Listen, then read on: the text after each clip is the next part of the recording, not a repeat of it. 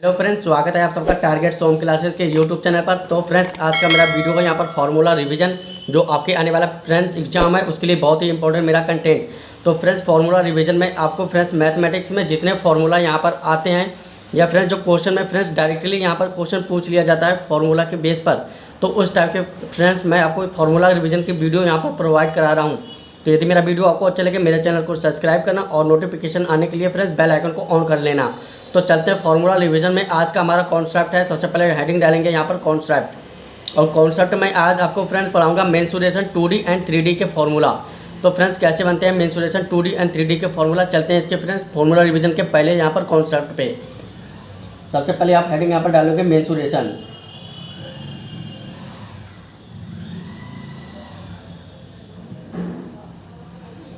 Mensuration mensuration इसे friends Hindi में बोलते हैं यहाँ पर क्षेत्रमिति।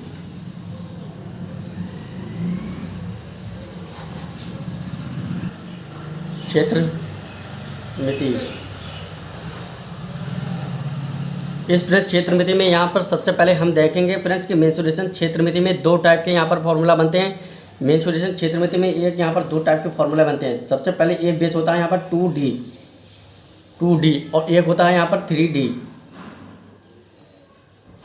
क्या होते हैं 2D और 3D का यहाँ पर मेथड। D का मतलब यहाँ पर क्या होता है, तो फ्रेंड्स यहाँ पर D का फ्लो होता है 2 डायमेंशन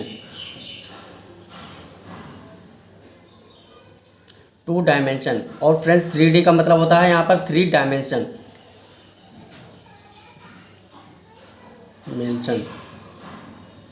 तो फ्रेंड्स यहाँ पर क्षेत्रपति मेंसुरेशन में 2D एंड 3D का यहाँ पर खेल होता है। 2D का मतलब होता है कि इस 2D में सिर्फ लंबाई होगी और चौड़ाई होगी, जबकि यहाँ पर 3D में मतलब होता है कि यहाँ पर लंबाई होगी, चौड़ाई होगी और उसकी ऊंचाई भी होगी।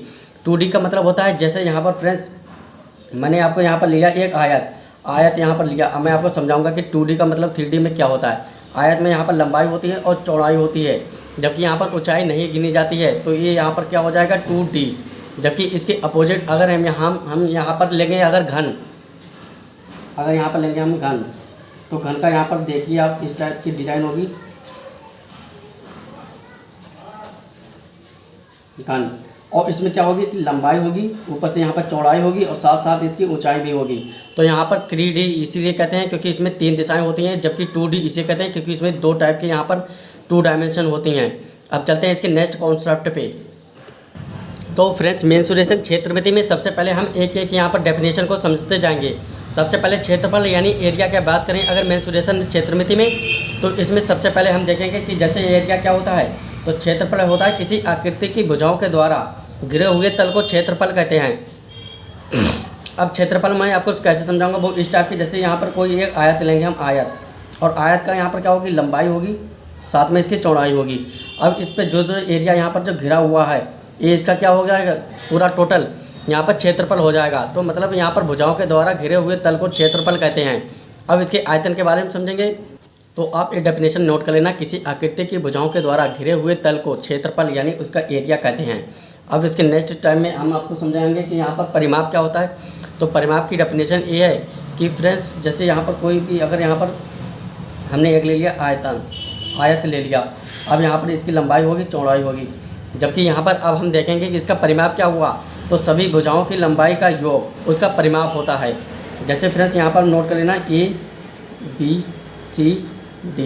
अगर यहाँ पर बात करें परिमाप, डेफिनेशन क्वेश्चन में पूछ ली जाती है कि इसका परिमाप बताइए, तो यहाँ पर आप लिखेंगे कि सभी भुजाओं की लंबाई का योग उसका परिमाप होता है। ये आप डेफिनेशन नोट कर लेना। अब चलते हैं इसके नेक्स्ट फॉर्मूला और कॉन्सेप्ट पे। तो फ्रेंड्स, मेंसुरेशन क्षेत्रमिति में फ्रेंड्स मैं जल्दी आपको फ्रेंड्स फार्मूला यहाँ पे नोट कराऊंगा, क्योंकि यहाँ पर पेपर आने वाला बहुत ही इंपॉर्टेंट कॉन्सेप्ट मैं आपको कराऊंगा। सबसे पहले मैं बात करूँगा अब ट्राइंगल की। ट्राइंगल किसे कहते हैं, तो मेंसुरेशन में ये पार्ट होता है त्रिभुज का, यहाँ पर क्षेत्रफल का। तो यहाँ पर सबसे पहले डालेंगे यहाँ पर ट्राइंगल। तो सबसे पहले यहाँ पर डालेंगे आप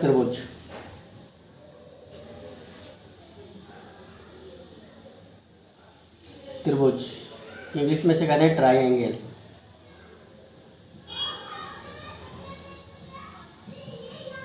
त्रिभुज यहाँ पर कई प्रकार के होते हैं, जैसे फ्रेंड्स मैंने आपको बताऊंगा कि यहाँ पर एक त्रिभुज मैंने आपको लाइट किया ABC, और ये ए के सामने भुजा स्मॉल है, बी के सामने भुजा स्मॉल बी और सी के सामने की भुजा स्मॉल सी। यहाँ से इस पर एक लंब डाल दिया, इसे हमने नाम दे दिया यहाँ पर डी। तो इस प्रकार का यहाँ पर त्रिभुज होता है जहाँ पर पूछा जाता है। अब मैं यहाँ पर बताऊँगा कि सभी टाइप्स ऑफ ट्राइंगल, मतलब सभी प्रकार के हम त्रिभुज को फ्रेंड्स एक्सप्लेन करेंगे कि समबाहु और फ्रेंड्स जो समद्विबाहु त्रिभुज होते हैं या जो समकोण त्रिभुज होते हैं उसके फॉर्मूला फ्रेंड्स किस टाइप से पूछे जाते हैं। तो सबसे पहले मैं आपको चलाता हूँ त्रिभुज ट्राइंगल का यहाँ पर पहला फॉर्मूला।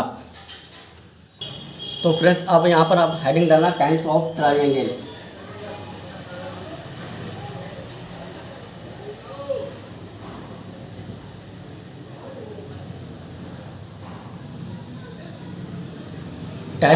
काइंड्स ऑफ ट्राइंगल मतलब यहाँ पर होता है त्रिभुज के प्रकार। अब मैं आपको बताऊंगा ये कि एक त्रिभुज के बारे में, और उसके अंदर जड़ तक जाऊंगा मैं आपको कि कैसे यहाँ पर त्रिभुज होते हैं, त्रिभुज के प्रकार।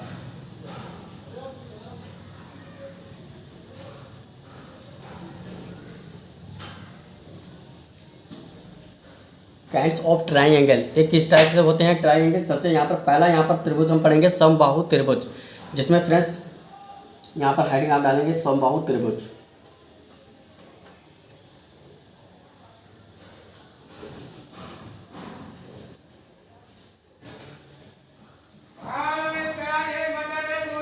तो फ्रेंड्स अब बात करेंगे यहाँ पर समबाहु त्रिभुज।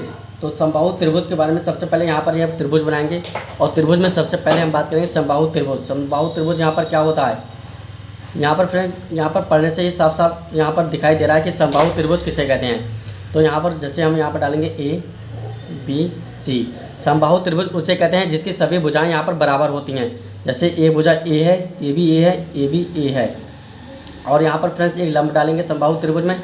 अब यहाँ पर बात करेंगे समबाहु त्रिभुज की यहाँ पर आयत मतलब यहाँ पर क्षेत्रफल की, ऊंचाई की और यहाँ पर परिमाप की।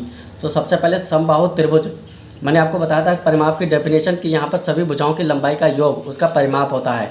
तो यहाँ पर सबसे पहले यहाँ पर डालेंगे परिमाप।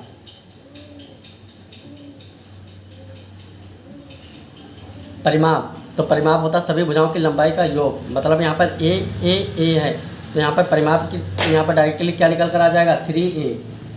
तो ए यहाँ पर हो जाएगा इसका परिमाप। उसके बाद यदि यहाँ पर अब पूछेगा यहाँ पर इसका एरिया क्षेत्रफल बताइए।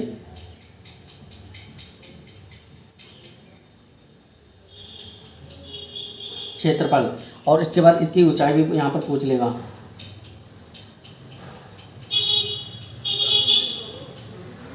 ऊंचाई बताइए। ऊंचाई का मतलब यहाँ पर जो डाले गए लंब की लंबाई बताइए।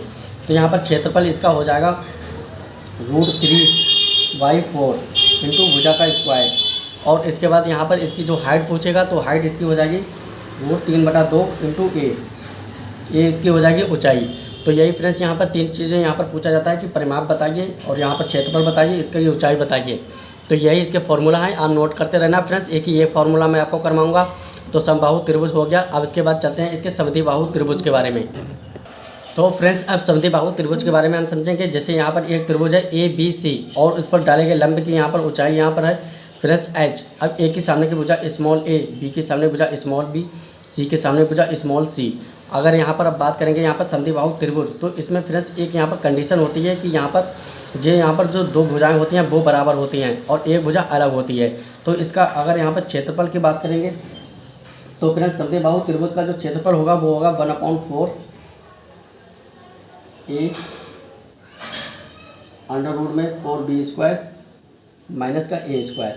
ये आप नोट कर लेना फ्रेंड, नोट्स बना लेना, बहुत ही इंपॉर्टेंट मैं आपको कॉन्सेप्ट करना चाह रहा हूँ। परिमाप इसका होगा a/b। मैंने बताया था परिमाप सभी भुजाओं की लंबाई का योग होता है।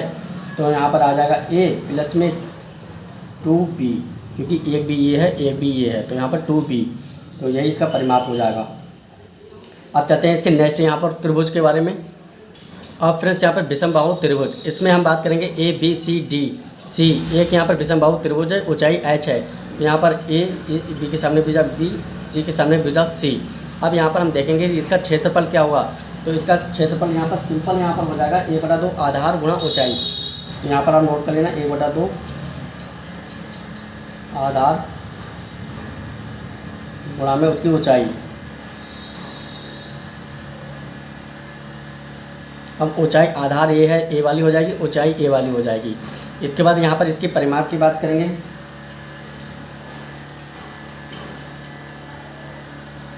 परिमाप, तो परिमाप मैंने आपको बताया था सभी भुजाओं की लंबाई का योग, यानी ए बी सी। ABC, ये इसका हो जाएगा परिमाप। अब विषमबाहु त्रिभुज में एक फ्रेंड्स एरिया हम इस टाइप से निकालते हैं कि 1/2 बेस इंटू हाइट, और एक यहाँ पर एरिया होता है, ये मैं यहाँ पर एक हीरोज़ का फॉर्मूला यूज़ करते हैं एरिया निकालने के लिए। वो होता है S ब्रैकेट S माइनस ए, S माइनस बी और S माइनस सी, और ये सभी यहाँ पर फ्रेंड्स सभी यहाँ पर पॉइंट्स को यहाँ पर एक ब्रैकेट में यहाँ पर रूट में यहाँ पर बंद कर देते हैं, और इससे हम यहाँ पर एरिया निकाल लेते हैं। एरिया यहाँ पर जो S की वैल्यू निकालते हैं वो यहाँ पर सभी परिमाप का योग उसका आधा कर देते हैं। जैसे S का मान निकालने के लिए ABC और बटे में इसके 2 कर देते हैं, तो ये यहाँ पर इसका S का मान निकल आएगा। इसे यहाँ पर वैल्यू रख के यहाँ पर एरिया हम निकाल लेंगे। इसके बाद नेक्स्ट फार्मूला पे चलते हैं। अब बात करेंगे समकोण त्रिभुज। समकोण त्रिभुज फ्रेंड्स आपको सभी पता होगा कि इसमें एक कोण यहाँ पर 90 डिग्री का होता है, उसे हम समकोण त्रिभुज कहते हैं। बहुत ही इंपॉर्टेंट अब मैं आपको बताऊँगा। जैसे यहाँ पर ABC, एक की भुजा स्मॉल a, B के सामने भुजा स्मॉल b और C के सामने भुजा स्मॉल c। अब यहाँ पर देखेंगे कि यहाँ पर बेस यहाँ पर क्या हुआ, तो ये यहाँ पर हो जाएगा आधार, ये हो जाएगा यहाँ पर कर्ण, और ये हो जाएगा यहाँ पर लंब। अब यहाँ पर प्लीज ये डेफिनेशन भी पूछी जाती है कि इसके समकोण त्रिभुज का यहाँ पर एरिया यानी क्षेत्रफल बताइए। तो यहाँ पर इसका भी क्षेत्रफल हो जाएगा 1/2 आधार गुणा में यहाँ पर हो जाएगा वही लंब, जिसका मान यहाँ पर C आएगा। तो इसका एरिया यहाँ पर हो जाएगा इस टाइप से। समकोण त्रिभुज का यदि यहाँ पर परिमाप बताएंगे, यहाँ से परिमाप यहाँ पर पूछा जाएगा परिमाप, तो परिमाप यहाँ पर वही हो जाएगा सभी भुजाओं की लंबाई का योग यानी उसका जोड़, यहाँ पर उसका परिमाप हो जाएगा। इसके बाद यदि यहाँ पर एक फ्रेंड्स यहाँ पर डेफिनेशन होती है कि यहाँ पर क्या होती है, यहाँ पर जो होती है कर्ण का स्क्वायर, ये आप नोट कर लेना। यहाँ पर कर्ण का स्क्वायर बराबर होता है आधार का स्क्वायर प्लस यहाँ पर लंब का स्क्वायर। ये डेफिनेशन है, यहाँ पर नोट कर लेना कि कर्ण का स्क्वायर बराबर होता है आधार का स्क्वायर प्लस लंब का स्क्वायर। अब फ्रेंड्स यहाँ पर कुछ मैं अवधारणा आपको दूंगा चतुर्भुज के बारे में। सबसे पहले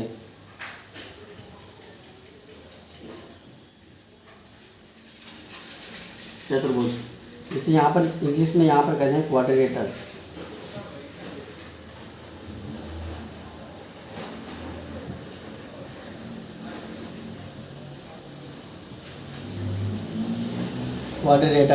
अब यहाँ पर फ्रेंड्स क्या होता है चतुर्भुज, इसके बारे में सबसे पहले मैं आपको बताऊंगा एक यहाँ पर कॉन्सेप्ट, और कॉन्सेप्ट में सबसे पहले मैं यहाँ पर बात करूँगा समांतर चतुर्भुज की।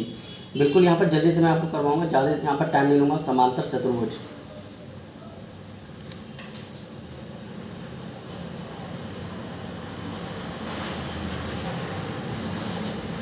क्या होता है समांतर चतुर्भुज। तो समांतर चतुर्भुज में फ्रेंड्स यहाँ पर जो सभी भुजाएं होती हैं वो यहाँ पर बराबर ही, समांतर चतुर्भुज में जो आमने सामने की भुजाएं होती है वो बराबर होती है। जैसे समांतर चतुर्भुज के बारे में अगर मैंने आपको बताऊंगा तो यहाँ पर देख लेना आप, समांतर चतुर्भुज ABC यहाँ पर D। अब यहाँ पर देखेंगे कि यहाँ पर ए भी है तो ए भी होगी, बी ए है तो डी बी ए होगी। यहाँ पर इसकी यहाँ पर ऊंचाई डाल दिया हाइट, इसमें H। अब यहाँ पर सिर्फ एरिया की बात करेंगे। यहाँ पर एरिया क्षेत्रफल इसका क्या होगा, समांतर चतुर्भुज क्षेत्रफल तो वो होगा एरिया इंटू H यानी ए बेस इंटू हाइट। और ये आप नोट करना, समांतर चतुर्भुज में सिर्फ यही यहाँ पर डेफिनेशन पूछी जाती है कि इसका एरिया बताइए, जो होती है होता है A×H। अब इसके नेक्स्ट कॉन्सेप्ट पे चलते हैं। अब यहाँ पर बात करेंगे समलंब चतुर्भुज। समलंब चतुर्भुज यहाँ पर क्या होता है फ्रेंड्स, वो भी आप समझेंगे कि यहाँ पर इस टाइप से ये कि वहाँ पर चतुर्भुज होता है समलंब चतुर्भुज, जिसमें ए होता है ABCD और यहाँ पर इसकी एक हाइट डाली जाती है, इसे कहते हैं स्मॉल h। अब यहाँ पर फ्रेंड्स क्या होता है, इसका एरिया, समलंब चतुर्भुज का एरिया जो होता है वो होता है हाफ यानी A/2 सभी दोनों भुजाओं की लंबाई का योग यानी A/2 AB प्लस CD। और फ्रेंड्स इसकी लंबाई का योग यहाँ पर E यहाँ पर मान लेंगे तो मल्टीप्लाई बाई क्या होगा DE। तो ये होता है समलंब चतुर्भुज का एरिया। और यहाँ पर सिर्फ एरिया ही पूछा जाता है अक्सर एग्जाम में, और कोई यहाँ पर ज़्यादा इधर उधर का नहीं पूछा जाता है, इसे आप नोट कर लेना। चलते हैं इसके नेक्स्ट कॉन्सेप्ट पे। अब यहाँ पर बात करेंगे समचतुर्भुज की।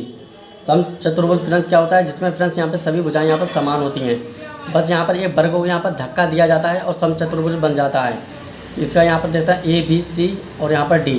समचतुर्भुज में सभी भुजाएं यहाँ पर बराबर होती हैं, ए स्मॉल ए। और फ्रेंड्स यहाँ पर बात करते हैं यहाँ पर समचतुर्भुज की। तो समचतुर्भुज में यहाँ पर फ्रेंड्स विकर्ण के यहाँ पर बात करते हैं और यही यहाँ पर अक्सर एग्जाम में पूछा जाता है। विकर्ण एक होता है D1, एक होता है यहाँ पर D2। अब यहाँ पर देखते हैं इसका एरिया, समचतुर्भुज का एरिया जो होता है 1/2 हाफ D1 इंटू D2, मतलब दोनों यहाँ पर विकर्ण की यहाँ पर लंबाई का गुणनफल उसका आधा, इसका एरिया होता है समचतुर्भुज का। तो ये सभी आप नोट कर लेना फ्रेंड्स, एरिया ही अक्सर एग्जाम में पूछा जाता है। चलते हैं इसके नेक्स्ट कॉन्सेप्ट पे। फ्रेंड्स यहाँ पर समकोण त्रिभुज में मैंने आपको कुछ और यहाँ पर इंपॉर्टेंट कॉन्सेप्ट में आपको बताऊंगा कि यहाँ पर क्या होता है समकोण त्रिभुज के बारे में। और एक समकोण त्रिभुज के बारे में बहुत ही इंपॉर्टेंट मैं आपको फैक्ट बताने वाला हूँ कि यहाँ पर A, B, स्मॉल C। और फ्रेंड्स यहाँ पर A के सामने भुजा स्मॉल है, B के सामने भुजा स्मॉल B, C के सामने भुजा स्मॉल C।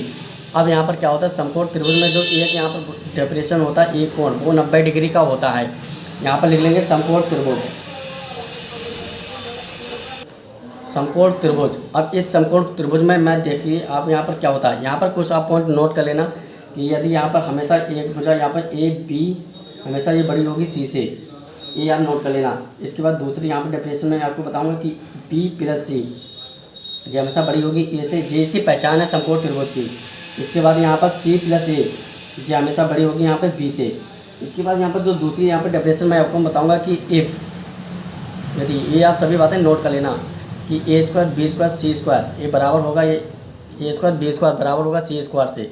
तो ये एक यहाँ पर क्या होगा समकोण त्रिभुज होगा, समकोण। और इफ यदि A² प्लस B² इसका मान यदि बड़ा होगा C² से, मतलब तीसरी भुजा से, तो ये एक यहाँ पर न्यून कोण होगा, न्यून कोण। इसके बाद यहाँ पर एक फ्रेंड्स यहाँ पर होगा A² प्लस B²। यदि इसका मान छोटा हुआ C² का मान बड़ा हुआ तो ये एक यहाँ पर होगा अधिक कोण, अधिक कोण। यही फ्रेंड्स यहाँ पर कुछ यहाँ पर डेफिनेशन में आपको बताने को रह गया था समकोण त्रिभुज में। तो फ्रेंड्स यही वो वीडियो है फ्रेंड्स। और फ्रेंड्स यदि मेरा कॉन्सेप्ट अच्छा लग रहा हो तो मेरे चैनल को सब्सक्राइब करना और फ्रेंड्स बेल आइकन को ऑन करना। तो फ्रेंड्स कैसा लगा मेरा वीडियो कमेंट बॉक्स में जरूर बताना। यदि फ्रेंड्स मेरा समझाने का तरीका फॉर्मूला आपको अच्छे लग रहे हो तो फ्रेंड्स मेरे चैनल को सब्सक्राइब करना और बेल आइकन को ऑन करना। और फ्रेंड्स चैनल को लाइक करना और फ्रेंड्स शेयर जरूर कर देना। तो फ्रेंड्स कैसा लगा मेरा वीडियो कमेंट बॉक्स में जरूर बताना। मिलते हैं नेक्स्ट वीडियो में नए फॉर्मूला के साथ, तब तक के लिए गुड बाय फ्रेंड्स।